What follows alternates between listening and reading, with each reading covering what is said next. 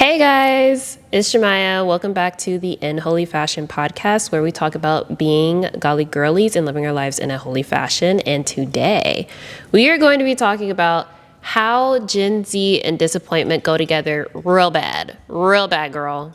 The expeditiously bad. And I'm going to be kind of just sharing some of my disappointing moments as a Gen Zer, as a Zoomer, and kind of like what I've learned from them, how God showed up for me in those moments, and how disappointment is not necessarily always a bad thing, and what God used through that disappointment to birth new things within me, and to just give us some hope. We need all the hope we can get. Okay, it feels like the whole world is just ceasing to exist with all the stuff that's going on. So I really want to encourage us and help us to look toward God and not all this other stuff, right? So I'm just going to be talking a little bit about some of the disappointments I faced. So I can show y'all that I earned my stripes with the disappointment. And then we're going to talk about the lessons and just bring in some scripture and everything. So the first thing is the first big disappointment was unemployment. So when I graduated college, it was in May 2022, I graduated straight into unemployment. And yes, I did look for jobs before graduating. I had been looking that entire year, actually.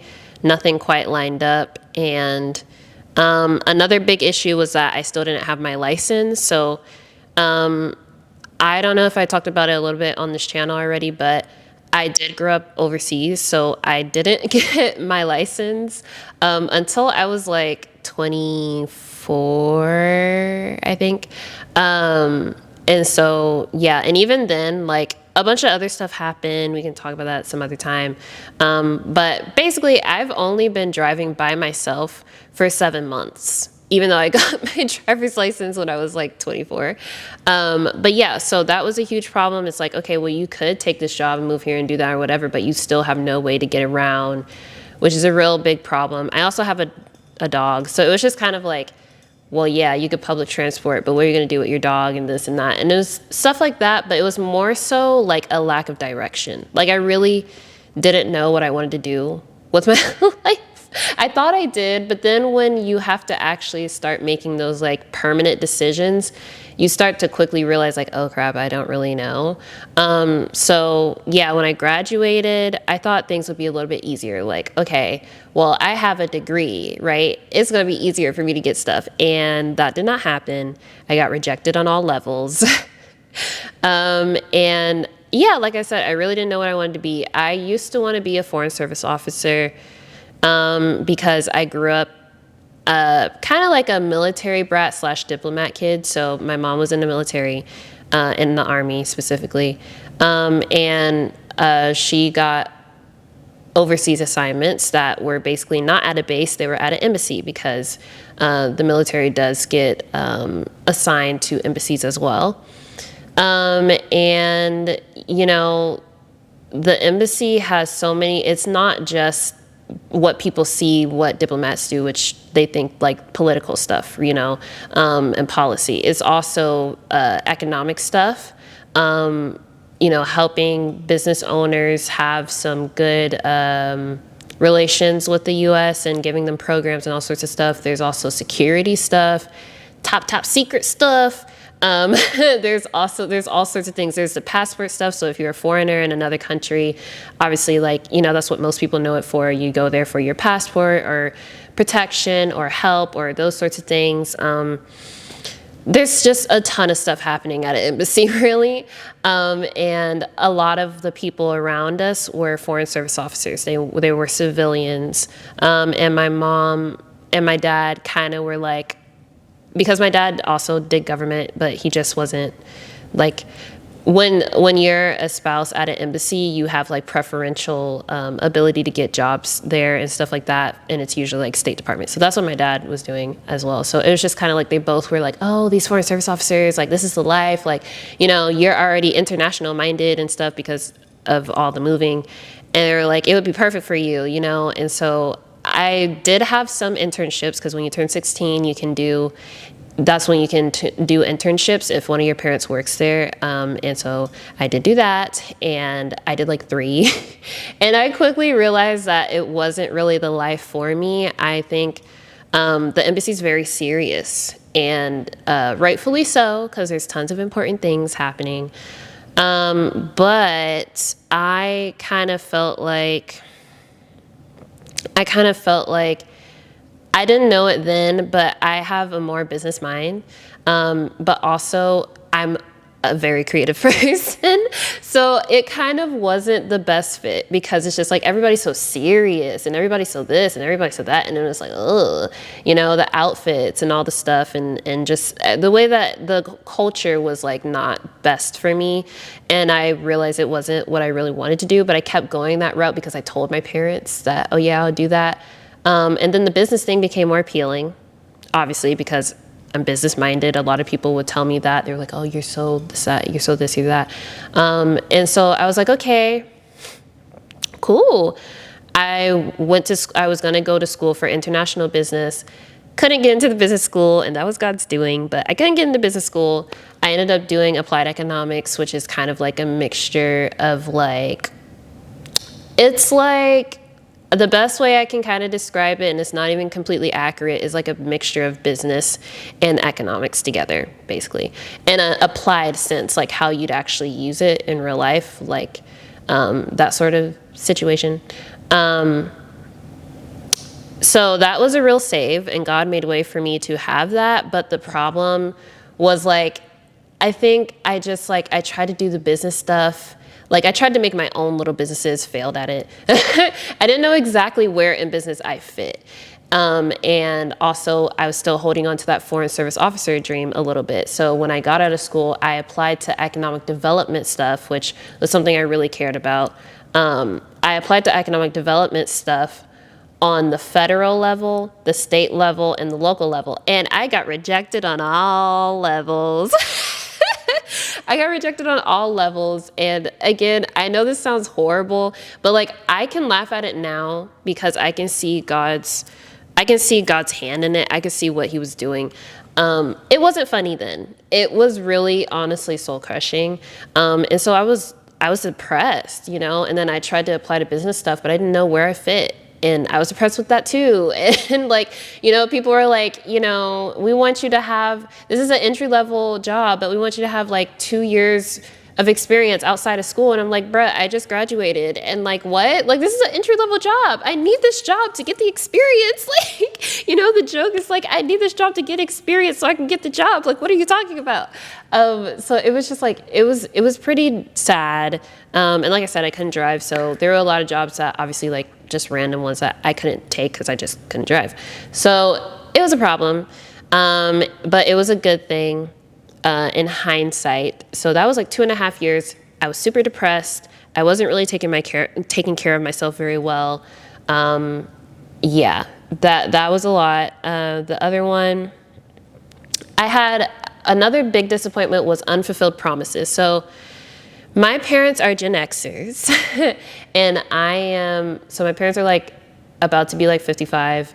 I am 26. So you know, back in the days, you know, when they were younger, like in the 90s, having a degree, you quite literally could have a degree and just, let me in here. You know what I mean? Like it was definitely a lot easier. The power of a degree was more present. And so I grew up with my parents being like, oh, like you're gonna have it so much easier than we did, because my parents came from less fortunate backgrounds, so they just they were scrappy, right? Right? They just had to work from the ground up. But they were like, you know, it's gonna be easier for you, you know, basically like they're just gonna hand it to you. And when it was my turn, in the 2020s, not the 90s, not 1994. Yeah, it was not that. And I think I think that was a huge source of my disappointment of just like, okay, like, this is not really how this goes. And I'm disappointed that it didn't go that way. So I think that was a huge thing. I don't necessarily blame my parents, obviously, because it's just like, that's how it was for them back then. And obviously they're not going to know what it's like for a young person now. But I think like it shows how drastic just within like 30 years, a little over 30 years, how drastically everything has changed.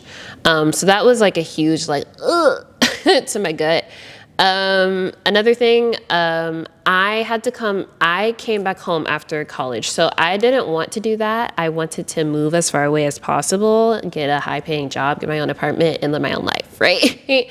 That's not what happened. And I was very, very disappointed. I think like I had an apartment in senior year because it was important. It was necessary. We're not going to get into all of that. But I had an apartment, and they slipped a paper on my door when the semester was starting to end, saying like, hey, your lease is about to be up. Either you pay more, like, to stay here because the rent was going to go up, or, this is the end of you're coming up on the end of your lease. And I remember praying, like literally begging God, please don't make me go back to my parents' house. Please, please. I tried everything. I did everything. I networked. I went to every fair. I applied with everything. I sent my resume everywhere. I did all the things. And yeah, nothing. So I was like, God, like, what are you doing? And he was like, you're going back to your parents' house. And that was definitely not what I wanted. But every single thing I did to not go back to my parents' house failed. And again, hindsight, it wasn't funny then, but in hindsight, I know why. There were a lot of things from like childhood I needed to heal from. There were a lot of things just mentally that I was pushing aside because I was just so busy with trying to just survive in school and like everything. Even my relationship with my parents had to, I guess, unearth things in me and in them, and just things had to change a little bit. And yeah, just stuff like that. And a lot of things like that I thought I wanted for my life. Like I had a plan, honey. Like I always had a plan, always had a plan. I am a planner. I am meticulously a planner, an organizer. But one of the ways that God handles me is always keeping me on my toes, because he is always tearing down what I planned, right? I know that sounds scary, but he always has to do that to make me more reliant on him. Because if I really went with my plans and stuff, I wouldn't rely on God. I wouldn't be dependent on him, So that was a time where it's like, oh, you think you called to do this? That ain't what I called you to do. Oh, you think you want to do this? That ain't what you're supposed to be doing. Oh, you think you want this? Oh, that's not what you want. Trust me, baby, that ain't what you want. Okay, so I had to go through that process as well.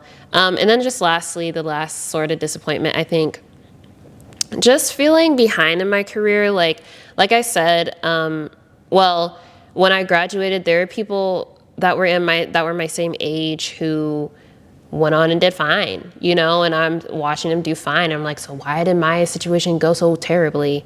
I think even people who were a few years behind me, like people who were sophomores when I was a senior, I had a 2.5 year unemployment, and I had to watch them finish school, walk into a good job and all that sort of stuff and do perfectly fine while I was on my butt. You know what I mean? Like it was definitely really discouraging.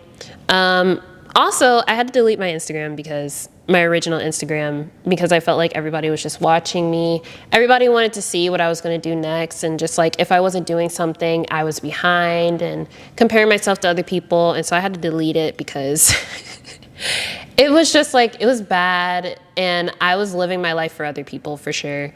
I think like, yeah, I felt like once I finally did get my job, which I got laid off from in January, but once I did get my job after that 2.5 year unemployment, I felt kind of like, man, this isn't exactly where I wanted to be. It wasn't an office job. It was a job in a jewelry store, which, at the time I was grateful, but I was also like, God, why did you put me here? Because I'm like, God, don't you know, like, I got a degree, I got experience, I got all this stuff in my resume. Like, why am I here? But in hindsight, I understand it a lot more. I met my boss, like, she was a huge marketing girly. She taught me so much about, sorry, on my phone, whatever. She taught me so much about marketing. She had so much knowledge, and I learned so many things, even for like, YouTube and all those sorts of things that I use to this day, She gave me marketing projects. She gave me social media projects. We made a newsletter together from scratch. We did so many things together that it really built up my resume. And now I have a lot of things on my resume that can help me get a proper marketing job from this point. Even event marketing, we did a lot of event marketing. And I'm just so grateful, because when I lost the job, I was like, God, what is the direction now? Because I kept trying to go in a certain direction, and he was like, no, that's not it, baby. And he was like, marketing. I was like, what? Marketing? Psh, I don't want to do that. But he was like, no, look, think about it. And I looked back at what he had done. I was like, oh my goodness, God. I never thought I was a marketing girly, because I thought marketing people were super creative and all over the place, and they can design anything and X, Y, and Z. But really, there's a lot more business and strategy in marketing than people realize, and communication. And I was like, oh no, I actually am kind of good at that stuff. So I was like, wow. But yeah, now I can look back at it and be like, yeah, God was preparing me. And I kind of got that job off of me being an extreme hobbyist with jewelry and also fashion in general. So I have a very strong understanding of fashion. So that's part of how I got that job. But even that, I know God is going to use that in some way for his glory, with whatever he has me doing. Maybe not in the capacity of a career, but, no, I know not in the capacity of a career, but but somehow, and so that was very humbling for me, to not despise the small beginnings. But it was hard, because I was like, I'm 24, 25, and I have this job, I should be, I think also not owning a house, not having my own apartment. Heck, I don't even have a car. I drive my mom's old truck, because she wasn't using it and it was just sitting there. Right? So that's what I drive, but I don't own anything, so, well, I don't own major things, but at the same time, I just realized I have to trust God's timing with everything. I can't compare, where I'm at to somebody else. There's so many things that people are going through in life. Some people don't even have the ability to drive. Some people don't even have a vehicle. Some people don't even have a place to lay their head. And I'm over here ooh, I don't have this by this age. Psh. We don't need to have that by a certain age. And yeah, just worrying about keeping up with the Joneses in a sense. So I want to get into the lessons, because I don't want to Debbie Downer us too much. I want to focus on the positives. I want to focus on positives here. Okay. So the first lesson was I learned and I realized that I'm not behind. I'm on God's timing, right? And so God has his own timing.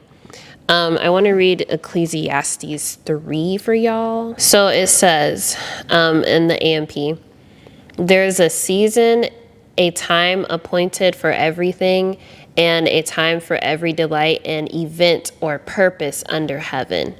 Right? So God has a specific time for everything to happen, and that's verse 1. He has a specific time for everything to happen. And so when we're too worried about looking at somebody else's timing, like the timing he has for someone else, or someone forcing their own timing for something, like we're kind of lusting after something that was never God's will in the first place, or God's will for that person, right? And you can't be mad. When somebody gets married before you, you can't be mad. When somebody gets a job before you, you can't be mad. When somebody gets a friend before you, you can't be mad. When somebody gets an opportunity before you, you can't be mad. Because if they are in the will of God, that was God's timing for them. And if they're not in the will of God, they forced it. And now they're in danger, right? Either way, it ain't got nothing to do with you. It has nothing to do with whether or not you're a good Christian, with whether or not you're a good person, with whether or not you're doing enough. It has nothing to do with you, because there's nothing you can do truly besides petition. There's to the Lord in prayer, but there's nothing you can really do to hasten God's timing. He has a plan. He has a time. And just being content with that and understanding that really helped me to not worry so much about things, and kept me from forcing things that I knew God did not have for me, just so that I could prove to other people or catch up with other people that, oh yeah, I'm in a good place too. And it's like, that has nothing to do, with God's will. That's all you. That's for your ego. That's for your pride. That's for you to save face. That's not really what God is doing, So I want us to be careful of that. The next one is remembering God's sovereignty. So just remembering that God is over everything and has the ultimate say. He is the only one in control of things that are bigger than me, right? Like the Bible says, he's over wars, he's over historical events, he's over certain things. And I think that it can be hard to remember that, but I do think that the situation with these past 4 years, like a lot of things, especially as Gen Zers, are out of our control, right? Things, economically, things politically, all sorts of things. And I think that it can be hard. It can be easy to want to just like slip into depression about that. But remembering that God has the ultimate say over everything, over things that I can't control, really helps me and keeps me from being anxious about those things, because I know I can't force this to happen or that to happen, and he's going to come through in a different way than I thought, but he will come through, I want to read Proverbs 19, verse 21. This is also in the AMP. It says, many plans are in a man's mind, but it is the Lord's purpose for him that will stand or be carried out, right? So God ultimately has the ultimate say. There are a lot of men, there are a lot of people, humans on this earth doing what they want to do, but God will ultimately have the final say in what will happen. And so that really helped me during times where I felt like everything was out of my control. Another thing is, seek. I do want to encourage you guys to seek what God is trying to show you in this moment. I think, like I said earlier, God brought me home specifically because there was a lot of things, and I don't want to really get into my childhood and all that, but there are a lot of things from childhood and unresolved, just painful things that I just wasn't really healing from, and I was still living out in a sense, that I needed to come home, the place I did not want to be, to resolve them. I think even I'm looking at my notes real quick, but my identity, I had a very strong identity with certain things. The Foreign Service Officer, economic development stuff, that was a huge identity for me.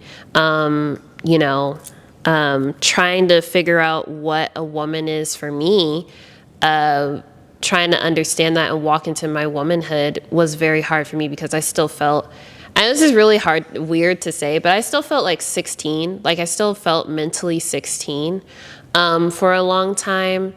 And I'm not 16, I'm an adult, right? So that was something that I was like, okay, what happened at 16? And then I realized, oh, that's what happened at 16. And I had to just unpack it and just be like, okay, like God, like I give this over to you. Like what do I need to do? What do I need to change? You know, what else do I need to grow in, you know, because this is hindering me. I think like a lot of times, especially as Black people, we don't take mental stuff very seriously. But it can hinder us, right? The amount of times we can reenact trauma, live out trauma, because we didn't take the time to just reflect, right? You don't always have to go to therapy, although yes, if you need therapy, please go to therapy. But some of it is just simple reflection, simple, like, oh my gosh, I can't believe I did this. I can't believe I did that. Like simple journaling, like stuff like that. We don't even want to do that, you know? So that was a huge thing for me. And even my pride was a huge one. My pride, God was like, look, you got too much pride. Like I thought I had all the answers. Like I said, I am a planner. I thought I had all the answers. I thought I knew everything, and I didn't. And I needed to know that I didn't. And I needed to have a humble heart. I needed to have a servant's heart, because God can't do nothing with you if you're prideful. Like, what's he gonna do with pride? Like, that's not a fruit of the spirit, that's a fruit of the flesh, you know? So that was a huge thing for me too. So yeah, like try to see what God is trying to show you in the moment. I think we get so, this big cloud of just disappointment, like clouds, no pun intended, everything else, right? Everything else God is trying to show you, everything else God is trying to do, you can't even see that because you're just so focused on the disappointment, right? That he shattered your dream that you thought you wanted so bad. Let me tell you, God is always allowed to shatter the dreams I thought I had, always.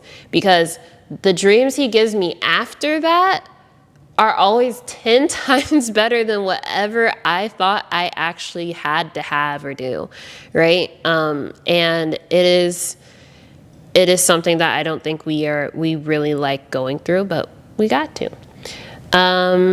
I would say, like, definitely what reminds me of this is like the story of Joseph. Like he was trying to see, like, God, what are you trying to show me in this season? Like, he had to break his pride. Like he was, if you notice in the beginning of the story, and this is like, I think this is like basically the end of Genesis. If you want to look it up, I'll have it down here. But he was a prideful kid. Like, he was prideful. He was arrogant. He was not like fit to be a ruler over his brothers. He was the favorite. He was just like, he was a menace. Like, he was annoying.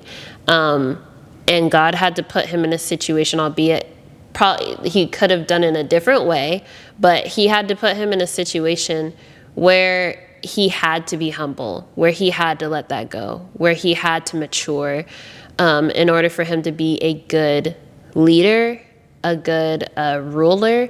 And that's what happened. So you could see the character in his heart. Like, you could see his heart posture towards people changed, his leadership changed. Like, his leadership was pure. Like, it wasn't from like, even when he interpreted Pharaoh's dream, he was like, it's not by me that I am interpreting these dreams, it's by God. He gave glory to God. He put God before himself, right?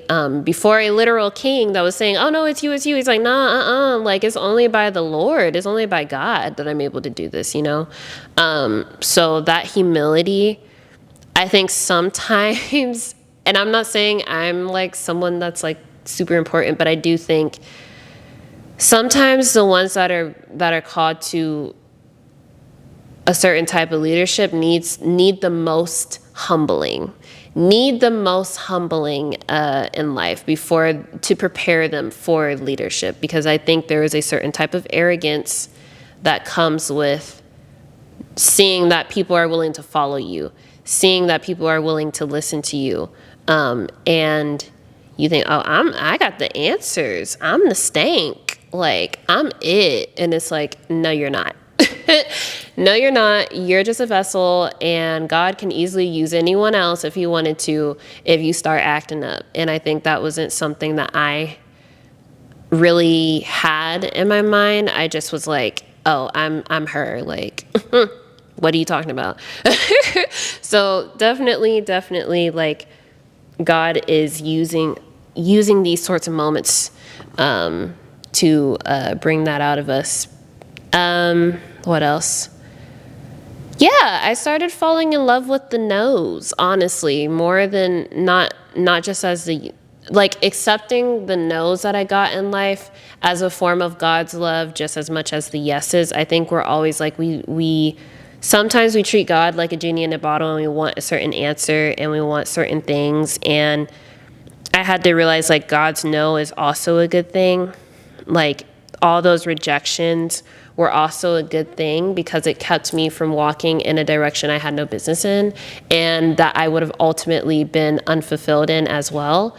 But at the time, it didn't seem like that. It seemed like if I could just get to this, my life will be so much better. I'll feel purposeful in life. I'll feel useful. I'll feel needed. And God had to really show me, like, no, you won't. And the no's made me realize that, right? I would say, yeah. And then, like, also that helped me learn to not take rejection personally. Like, I had to realize, like, they're not rejecting me because they hate me, because they don't like me. Sorry. Because, like, of anything about me, really, it's because that was God's will. Like, he does not want me going in that direction or at that job or whatever. There were times where I was like, God, why? And he'd be like, look, I'm God. Like, I know whether the work environment is safe and good for you. I know whether they're going to give you good growth opportunities, whether you're going to grow in the right skills, whether you're going to have a good boss, whether you're going to have good compensation. Like, God knows all these other things that we don't be seeing. We just be looking at money. And I'm just talking about jobs because, like, I'm in that sort of season again right now. But we be just looking at money and a title. Money and a title. Ooh, God, I think that'll work out. And he's like, no. Like we're not thinking about all the other details that he's thinking about. So when I get a no, and I know it's from God, through these people, I know that there are things that God saw before me that I did not see, and that it probably wasn't going to be the best place for me anyway. So that is difficult, but it definitely grows you. Yeah, so for a time where you're in a trial where you're just getting constant no's, I want to give you also James 1, verses 2 to 4. It says, in the AMP, it says, consider it nothing but joy, my brothers and sisters, whenever you fall into various trials. Be assured that the testing of your faith through experience produces endurance, leading to spiritual maturity and inner peace. And let endurance have its perfect result, and do a thorough work, so that you may be perfect and completely developed in your faith, lacking in nothing. Yeah, like I had to learn that also, like, the no's, like, a no is not gonna break my faith. Right? Like, I think that's kind of what that's reminding me of too, is just like that endurance. A no is not gonna break my faith. Discouragement is not gonna break my faith, It's a challenge to keep going. And like I said, like, God is always entitled to give you a no. God doesn't owe us nothing. He don't owe us nothing, bro. So we be getting mad over these no's. It's just like, you don't know, bro. The other thing, I learned that being in God's will is better than attaining a position or looking successful on the outside. And this is part of the whole Instagram thing. I would be like, God, like, look at XYZ, look at this person, look at that person. And he's like, but are they in my will though? And I'd be like, oh, like we can get obsessed with like wanting to be in a specific position and stuff and being in a certain spot in life, but that is not the same as being in God's will, right? So some people are willing to trade that some people are willing to trade God's will for like having those things. And yeah, I think it's also a test of obedience. Like, am I willing to, sometimes God's will is not going to look like you got all this money and you're successful and you're this, that, and the third. Sometimes God's will for a time is going to look like you're a little busted and disgusted for a little bit. Like sometimes it looks like that, like I said. And we will quickly rebuke, kind of like Job's friends. Oh, you must have sinned. Oh, you must have did this. Oh, you must have did that. This is the work of the devil. Like, when it was God that let him go through that, right? Like, we can see a bad thing coming, something that is perceived as bad, and we can decide, oh, that's not a good thing. Like, I believe it's in Proverbs 16 where it's saying like, oh, a man works because of his hunger, and where it's like that is something that is perceived as bad, but the hunger motivates him to get up and go work so he's not hungry, right? So it's the same thing when we go through these trials, like I read in James 1. Trials are for our endurance in faith. They're for us to be able to produce fruit. They're for us to be able to mature in the faith and to be able to face more trials in the future, because we ain't gonna have nothing but trials and tribulations as when we're on this side of eternity. So you buckle up, buttercup. Okay. Buckle up, buttercup. So I definitely think that like this tests your obedience, this tests your faith in that way. Lastly, I think, so letting go of my own plans. So I feel like this is a bigger thing that I realized. Letting go of my own plans for my life, kind of, and letting God replace them with the plans he had for my life. During this time, even though he had to do something drastic for that to happen, for me specifically, I think that it keeps me from having a midlife crisis. Because think about it. There are so many people who they had their own plans and they followed their own plan, right? And then by the time they become 30 or 35, like, they have a literal midlife crisis. They don't know if they're really fulfilled anymore. They don't know if they enjoy what they do anymore. They don't know if they even love the person they're married to anymore. They don't know if they don't know, like, they're like lost because they followed a career path. They followed a plan. They followed an idea of an image of what they thought they wanted, but then they got there and it wasn't fulfilling. And now they have to completely rediscover themselves during a time where it's not really the best time to rediscover yourself, when you have responsibilities, you have a spouse, you have kids, you have bills, you have all these sorts of things. And a lot of times with those midlife crises, either they choose to stay locked into the thing they hate and they don't like, or they go and they throw caution to the wind and they throw their spouse away, they throw their kids away, and they go selfishly pursue whatever, right, without considering them. Or they make a really hard pivot and make a better transition that is healthy, but it's usually the first two, right? And I realize that, like, yes, while God can redeem, it's never too late for God to come into your life and redeem something, right? But there are always consequences to stuff. And I realized that it would have been really hard for me if I did get those things that I thought I wanted at the time. It would have been really hard for me to switch to what God really had for me to do once I was that far along into what I was doing, because now I have responsibilities. I have things I need to do, like stuff like that, where it's just like, if I let this go, there's real repercussions, you know? So I'm grateful that God did this to stop me from going all the way into something where I would be, I would literally be in the wrong spot and I would be putting all my energy and time and effort into something that I never had any business doing in the first place, just for him to tell me like, oh yeah, like you're supposed to be over here. You're way over there in the left. You're supposed to be way over here in the right, and that can be daunting. And like I said, some people actually choose to not go the way that God tells them to go once they realize that they have been going the wrong way. Some people choose their own way, right? But God has called us to be obedient. And so if God told you, hey, I don't care how far up the mountain you are, you need to go over here, right? Gotta do it, gotta do it. It's kind of like the proverbial golden handcuffs, you know what I mean?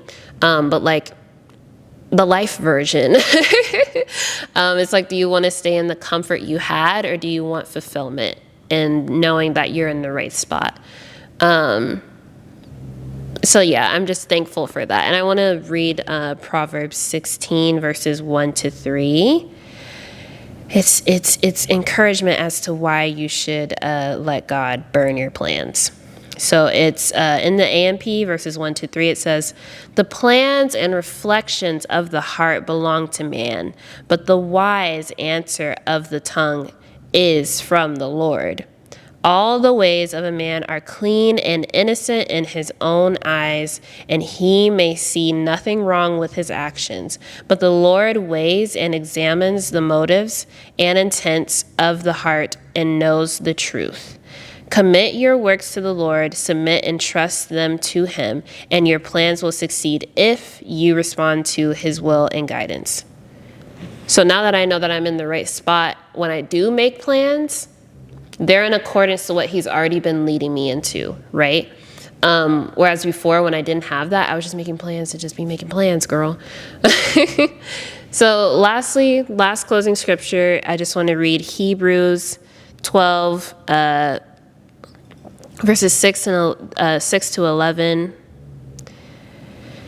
And this scripture really encourages me from, like, for the 4 years of like disappointment I've faced, where we can be like, dang, like this is a lot. Like, why would God do this to me? Like, I thought God was going to give me an easier life. And no, like, this is a sign that you are God's child. If you're saved, this is a sign that you're God's child. And I want to encourage you guys with this scripture. It says, in the Amplified, verses 6-11, it says, for the Lord disciplines and corrects those whom he loves, and he punishes every son whom he receives and welcomes to his heart. You must submit to correction for the purpose of discipline. God is dealing with you as with sons. For what son is there whom his father does not discipline? Now, if you are exempt from correction and without discipline, in which all of God's children share, then you are illegitimate children and not sons at all. Moreover, we have had earthly fathers who disciplined us, and we submitted and respected them for training us. Shall we not much more willingly submit to the Father of spirits and live by learning from his discipline? For our earthly fathers disciplined us for only a short time as seemed best to them. But he disciplines us for our good, so that we may share his holiness.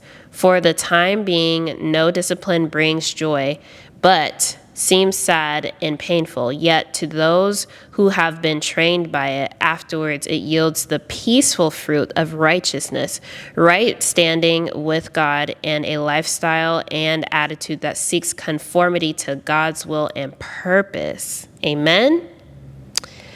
So that was actually 2:11. Yeah. So that, like, there is a purpose for this, right?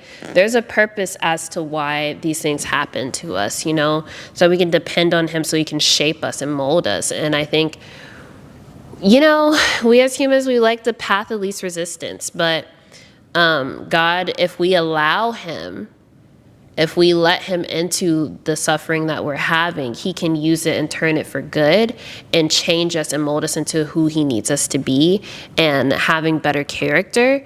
But if we don't choose to let him into this process, we can become bitter. We can become, hopeless. We can just give up on life. And I would rather choose to let God in. Like, I was like, you know what? If I'm not dead, it's not over. And I know that's crazy to say. If I'm not gone, it's not over. Like, I was like, I know God is going to turn this around. And I had to be that way. Even in the depths of like my depression, I tried to like not talk to God because I was so upset about the situation. One day I was like, I just give up, like I'm tired of praying. And I couldn't even make it a whole day. Like, I was like, where am I going to go? Like Peter said to Jesus, like Jesus, when he preached on the mount, like all those people that left him, he looked at the disciples and he said, do you want to leave also? And Peter said, where will we go? Where will we go? Like, you're the Messiah. You're all we want. Like, it's just kind of like, I realized like, yeah, there's nowhere else for me to go. And you're the only sense of comfort I have in this. And I'm just so grateful that I didn't,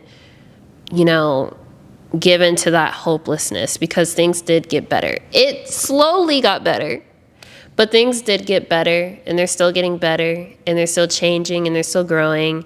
And I can say that it was definitely truly worth it. So I just want to encourage you guys, and I'm going to be praying for you guys as well. And yeah, I hope that you enjoyed this video, and I'll see you guys in the next video. Bye.